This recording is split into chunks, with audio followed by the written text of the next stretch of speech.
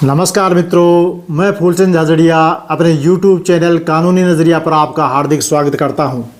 आज कानूनी विषय पर चर्चा के क्रम में हम ये देखेंगे कि हमने जमानत के आदेशों में कई प्रकार की शर्त देखी है कि कोई विदेश जाएगा तो न्यायालय की परमिशन लेकर जाएगा, पासपोर्ट न्यायालय में जमा करवाएगा या महीने में एक बार पुलिस थाना में या न्यायालय में अपनी उपस्थिति दर्ज कराएगा या इतने रुपए की जमानत और स्वयं का बंद पत्र जो है मुचलका जिसको कहते हैं वो तस्दीक करके प्रस्तुत करेगा, हर तारीख पर आने की शर्त उसमें लिखेगा, गवाहों को प्रभावित नहीं करेगा, पुलिस को प्रभावित नहीं करेगा और किसी प्रकार का इस दौरान कोई आपराधिक घटना नहीं करेगा। कई प्रकार की शर्तें हमने देखी हैं, लेकिन एक नई शर्त का मामला जमानत के आदेश में है। तो वो मामला है honourable Madhya Pradesh high court का, वहाँ की जबलपुर बेंच का है। तो इस पर आज हम चर्चा कर रहे हैं। तो मामला है भारतीय दंड संहिता की धारा 153B का।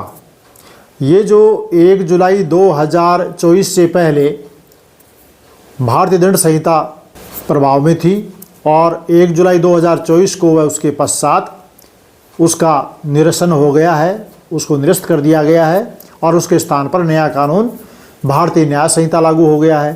तो जो भारतीय दंड संहिता की धारा 153B थी उसको भारतीय न्याय संहिता में धारा 197 के रूप में स्थापित किया गया है।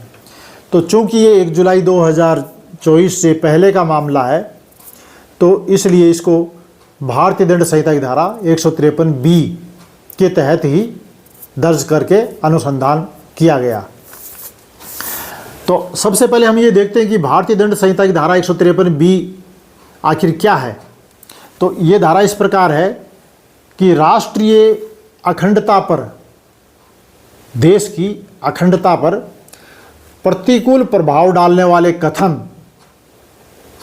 ऐसे कथन जिससे हमारे देश की अखंडता पर कोई प्रतिकूल प्रभाव पड़े, इस प्रकार के कथनों को प्रकाशित करना, ऐसे कथनों का प्रचार करना, ऐसी बातों का परामर्श देना, सलाह देना, प्रख्यान करना और ऐसा लांछन लगाना जिससे भारत की संप्रभुता, एकता और अखंडता पर प्रतिकूल प्रभाव पड़े, जिससे व्यक्तियों में शत्रुता, घृणा और नफरत की भावना पैदा हो, इस प्रकार के कोई कथन करता है। कैसे कथन?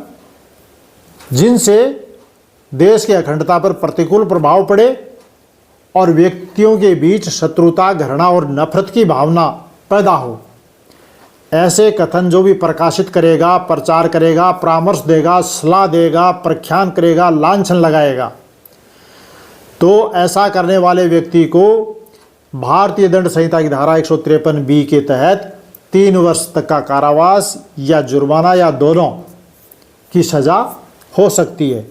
और ये मजिस्ट्रेट ट्रायल केस है, यानी कि मजिस्ट्रेट के न्यायालय में चलने वाला केस है। तो इस मामले में भोपाल में दिनांक 17/5/2024 को, ये मई 2024 की घटना है, नए कानून तो 1 जुलाई 2024 से लागू हुए। तो 17/5/2024 को भारतीय दंड संहिता की धारा 153B के तहत एक व्यक्ति के विरुद्ध FIR दर्ज हुई। उस व्यक्ति का नाम फैजल उर्फ फैजान था और FIR के तथ्य क्या थे? तथ्य ये थे कि फैजल उर्फ फैजान ने पाकिस्तान जिंदाबाद के और हिंदुस्तान मुर्दाबाद के नारे लगाए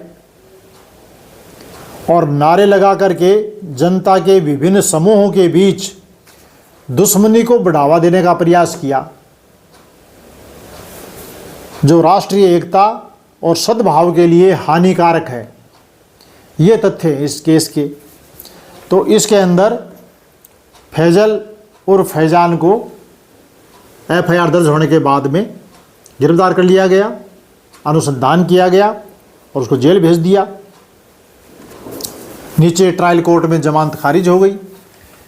तो दंड प्रक्रिया संहिता की धारा 439 के तहत honourable Madhya Pradesh high court की जबलपुर बेंच के समक्ष जमानत का आवेदन फैजल उर्फ फैजान ने प्रस्तुत किया।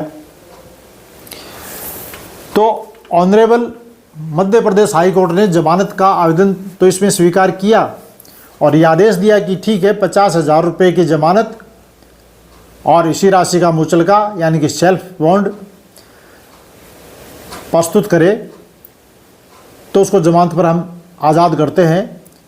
लेकिन साथ ही इस जमानत के आदेश में एक शर्त लगाई गई। अब वो शर्त क्या है उसको ध्यान से सुनिए।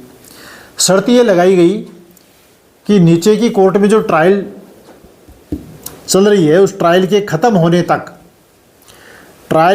होने तक हर महीने के पहले और चौथे मंगलवार को, एक महीने में 2 बार, हर महीने में 2 बार, कब?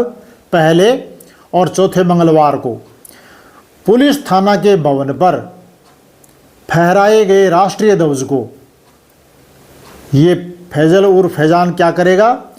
भारत माता की जय ये नारा लगाते हुए 21 बार सलामी देगा उस ध्वज को।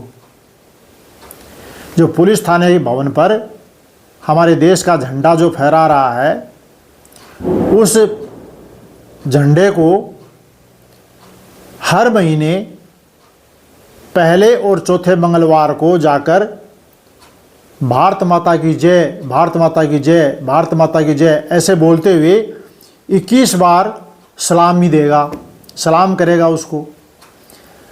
और इस शर्त का यदि वह उल्लंघन करता है, ऐसा नहीं करता है, किसी में चूक करता है, किसी मंगलवार को नहीं गया तो चूक करेगा तो जमानत का आदेश अप्रभावी हो जाएगा। अप्रभावी का मतलब ये जमानत का आदेश फिर काम का नहीं रहेगा और उसको जेल जाना पड़ेगा। तो ये honourable Madhya Pradesh high court का मामला है जो मिसलिनियस क्रिमिनल केस नंबर 250/82/2024 और इसका आदेश हुआ दिनांक 15 अक्टूबर 2024 को। तो 15 अक्टूबर 2024 के इस जमानत आदेश में इस शर्त का उल्लेख था।